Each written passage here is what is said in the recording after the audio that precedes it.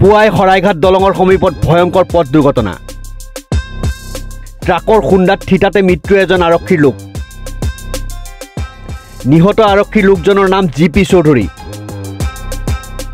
নিৰ্বাচনী দায়িত্ব সমাপন কৰি ঘৰলৈ উভতাৰ সময়তে মৃত্যু হয় লোকজনৰ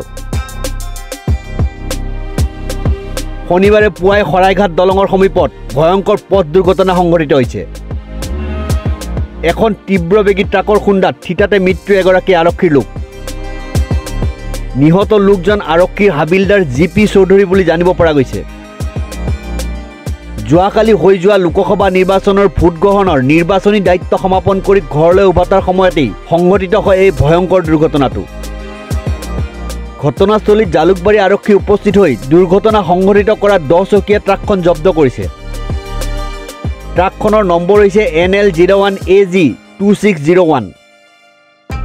ঘটনাস্থলীৰ পৰা আৰক্ষী এখন মটৰচাইকেল উদ্ধাৰ কৰিছে বৰ্তমান নিহত আৰক্ষীজনৰ মৃতদেহ ৰখা হৈছে তুলাৰাম বাফনা হাস্পতালত